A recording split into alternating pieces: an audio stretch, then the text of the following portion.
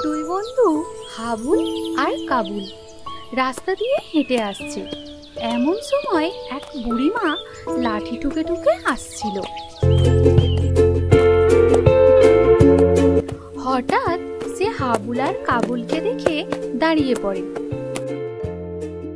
আর একটা নমস্কার করে আবার চলতে থাকে। এবার হাবুল বলে, বুড়িমা কি ভালো, বলো, আমাকে দেখে প্রণাম জানালো। কি বলছো? বুড়িমা আমাকে প্রণাম জানিয়েছে? না না, আমাকে প্রণাম করেছে বুড়িমা। তারা একে অপরের সাথে তর্ক করতে থাকে। তারা ঠিক করলো বুড়িমাকে গিয়ে জিজ্ঞাসা করবে আসলে বুড়িমা কাকে প্রণাম করেছেন। ঠিক আছে, বুড়িমাকে গিয়ে জিজ্ঞাসা করি তিনি কাকে প্রণাম করেছেন। চলো। ঠিক আছে, চলো তবে।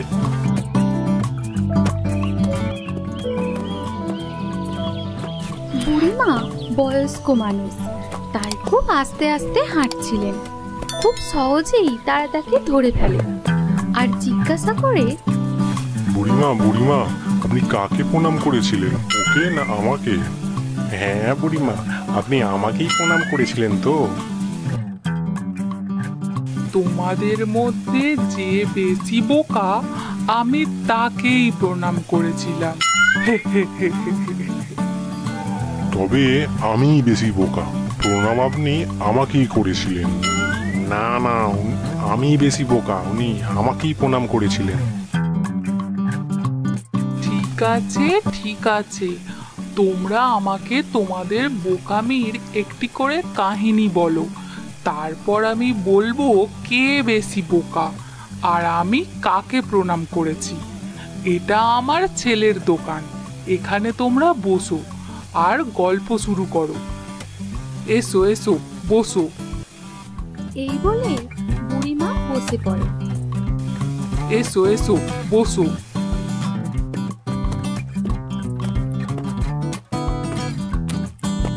হাবুল আর কাবুলও উৎসুক হয়ে ওঠে গল্প বলার জন্য। প্রথমে হাবুল বলতে শুরু করে, বুড়িমা, এটা অনেক দিন আগের কথা।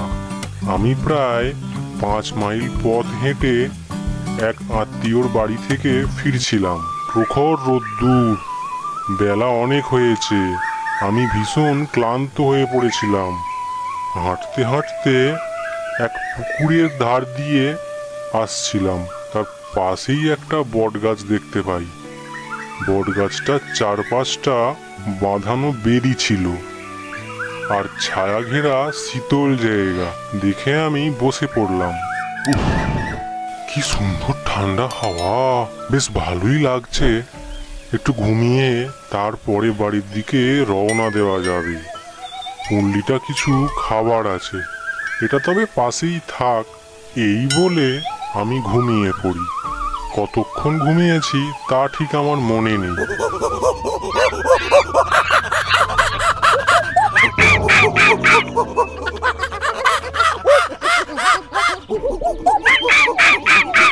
তবে যখন ঘুম ভাঙলো তখন বিকেল হয়েছে, কিন্তু একই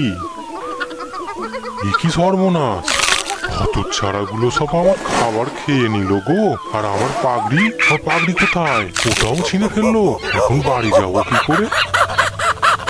বুড়িমা, আমি দেখি কিছু বাঁদর আমার পুঁটলির খাবারগুলো সব ছড়িয়ে ছিটিয়ে খাচ্ছে আর পাগড়িটা ছিঁড়ে ফেলেছে। আমি ওদের তাড়া করতে গিয়ে পড়ে যাই আর আমার জামাটাও ছিঁড়ে যায়। অগত্যা আমি ছেঁড়া জামা কাপড় পরে খালি মাথায় বাড়ির দিকে যাই।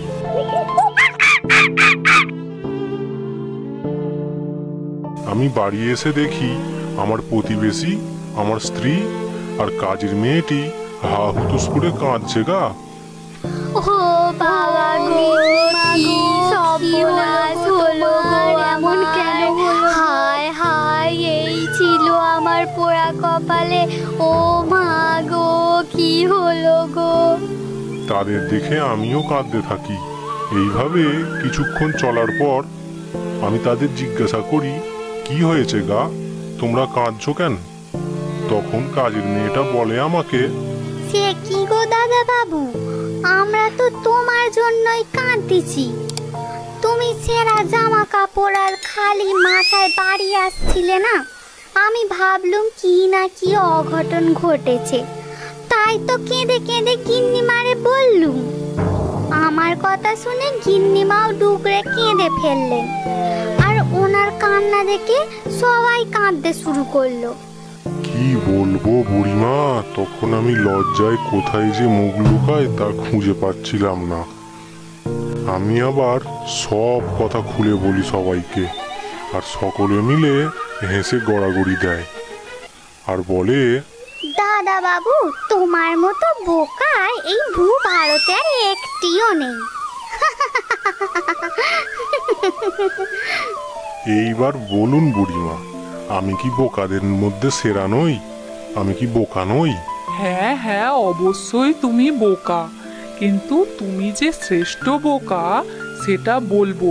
তবে তার আগে তোমার বন্ধুর বোকামির কথা তো শুনি। বলো হে, তোমার বোকামির কাহিনী বলো। বুড়িমা, আমার বোকামি শুনলে তো আপনি বুঝবেন যে আমি ঠিক কত পরিমাণের বোকা। আমার তখন নতুন সবে বিয়ে হয়েছে, জামাই ষষ্ঠীর নেমন্তন্ন যাব। হঠাৎ মা ডেকে বলে, দেখ খোকা, আমি জানি তুই খেতে খুব ভালোবাসিস, কিন্তু তুই এখন নতুন জামাই, শ্বশুর বাড়ি অনেক খাবার দাবারের আয়োজন করবে, তুই যেন আবার হাউমাউ করে খেয়ে ফেলিস নে, তাহলে সবাই নিন্দে করবে যে। একটু বুঝে শুনে কম করে খাবি, বুঝলি? প্রত্যেক খাবার খাওয়ার সময় একটু না না করবি। এ কি খাবার দেবে কিন্তু খাবো নে? এটা আবার কোন দেশের কথা? দেখি কি করতে পারি। পরদিন আমরা রওনা দিই শ্বশুর বাড়ির উদ্দেশ্যে।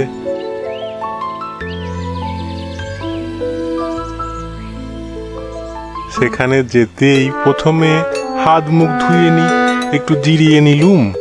তারপরে শাশুড়ি মা পঞ্চ ব্যঞ্জন সাজিয়ে দিল। কত রকমের সুস্বাদু সুগন্ধি খাবার দেখেই তো আমার জিভে জল এলো, কিন্তু তখনই মায়ের কথা মনে পড়ল। এদিকে শাশুড়ি মা বলল, বাবা, এই সামান্য আয়োজন করেছি, একটু মুখে দাও কেমন? এ কি, শাশুড়ি মাও বলছে একটু একটু মুখে দিতে, মানে অল্প খেতে? তাহলে এত এত খাবার দিয়েছে কেন? শুধু কি দেখার জন্য? যাই হোক, আমি সামান্য খাবার খেয়ে উঠে পড়লুম। রাতেও ঠিক একই করলুম। আমি খাচ্ছি না দেখে শালি আমাকে বলল, কি জামাই বাবু, কিছুই তো খেলেন না, একটু কিছু খান। আমি মনে মনে ভাবলুম, এও বলে একটু একটু খেতে, তাহলে খেতে বলার দরকারটাই কি ছিল? এত রান্না বান্নাই বা দিয়েছে কেন? আমার পেটের মধ্যে ছুঁচোই ডন মারতে থাকে, কিছুতেই রাতে আর ঘুম আসছিল না। খিদের চোটে আমার মাথা ঘুরছিল। তাই ভাবলুম কি, না, এইভাবে আর কিছুক্ষণ আমি থাকতে পারবো নি, মরেই যাব। দেখি রান্নাঘরে গিয়ে কিছু খাবার দাবার যদি পাওয়া যায় কিনা।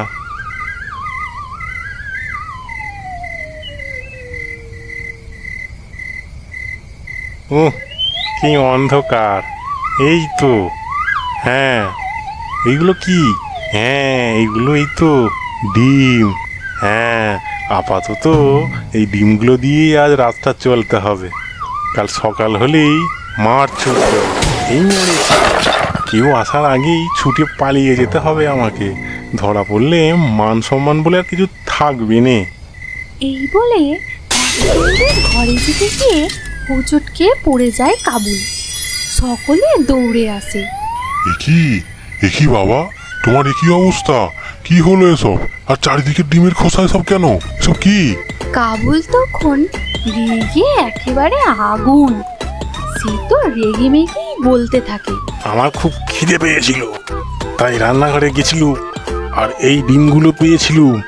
এখন ডিমগুলো ফেটে গেল, আমার খুব খিদে পাচ্ছি। কি করব? সবাই শুধু বলছে সামান্য কিছু খাও, একটু একটু খাও, অল্প একটু খাও। যদি অল্পই খেতে হবে তাহলে এত কেন খাবার দেয়? বুড়িমা, আমার এই কথা শুনে তো প্রথমে সবাই অবাক, তারপরে সবাই হেসে লুটোপুটি খায়। বাবা, আমি তোমাকে সামান্য খেতে বলেছিলাম, মানে ওটা আমার কথার কথা ছিল। ঠিক আছে ঠিক আছে, আমার ভুল হয়েছে।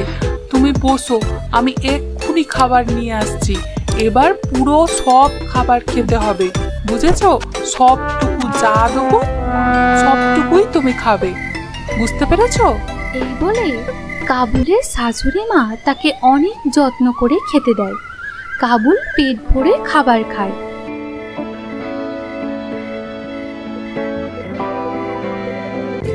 এইভাবে আরো 2 দিন কাটে।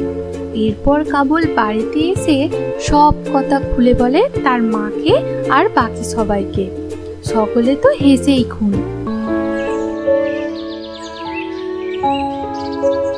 এবার বলুন বুড়িমা, কে বেশি বোকা? কাবুল, তুমি বেশি বোকা। আমি তোমাকেই প্রণাম করেছিলাম। এরপর 2 বন্ধু খুশি খুশি বাড়ির দিকে রওনা দেয়। তাহলে বন্ধুরা, কেমন লাগলো আপনাদের এই গল্পটি? আমাদের কমেন্টে লিখে জানান।